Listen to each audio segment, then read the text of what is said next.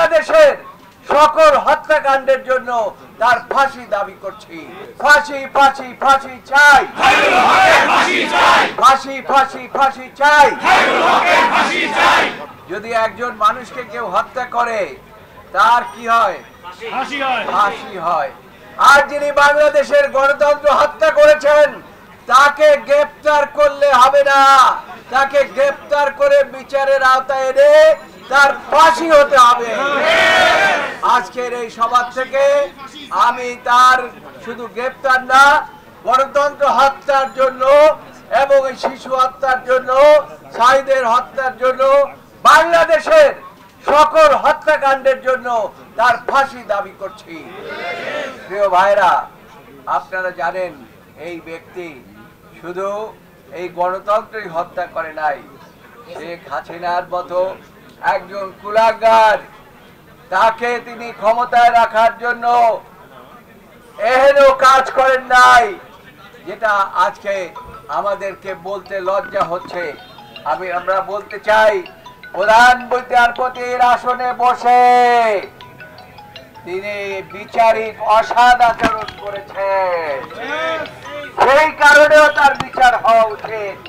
অসাধারণ বোঝেন, এটা আমি বলি না, কিন্তু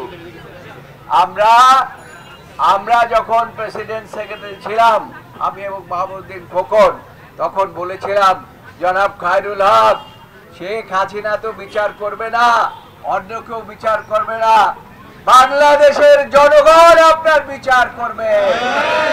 এবং ইনশাআল্লাহ আপনারা আজকে দেখিয়ে দিয়েছেন যে বাংলাদেশের গণমানুষ এখন তার বিচার দাবি করছে। কি বিচার দাবি করছে? শুধু গ্রেফতার না, তার ফাঁসি দাবি করছে। স্বাদে ভরপুর প্রাণ চানাচুর। ফাঁসি ফাঁসি ফাঁসি চাই, ফাঁসি ফাঁসি ফাঁসি চাই, ফাঁসি ফাঁসি ফাঁসি চাই। তাই আজকে বলতে চাই যে আমরা শুধু এইখানে প্রোগ্রাম করলে হবে না, আমাদের বাংলাদেশ ব্যাপী লক্ষ লক্ষ আইনজীবীরা আছে ইনশাআল্লাহ এই খায়রুল হকের এই অপকর্মের বিরুদ্ধে। আমরা আজকে এই সভা থেকে ঘোষণা করছি, আগামীকাল সারা দেশে বারে বারে এবং 64 জেলায় একই প্রোগ্রাম করবে ইনশাআল্লাহ। সারা বাংলাদেশে এই খায়রুল হকের বিচারের দাবিতে সারা বাংলাদেশের আইনজীবীদেরকে আমি অনুরোধ করব, তারা বারে বারে বিক্ষোভ এবং তার গ্রেফতার দাবি এবং তার ফাঁসির দাবিতে সভা করে আগামীকাল তাদের সময় মতো, একটা হতে পারে 12টা হতে পারে, 6 বারের সময় মতো তারা প্রোগ্রাম করবেন।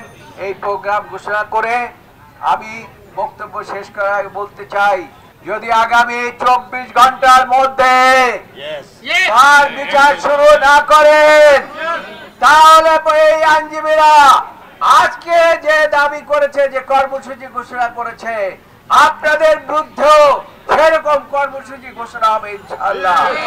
এই কথা বলে আপনাদেরকে তার বিচার এবং তার গ্রেফতার অনতিবিলম্বে করার জন্য আহ্বান জানিয়ে আজকের সভা এখানেই সমাপ্তি ঘোষণা করছি।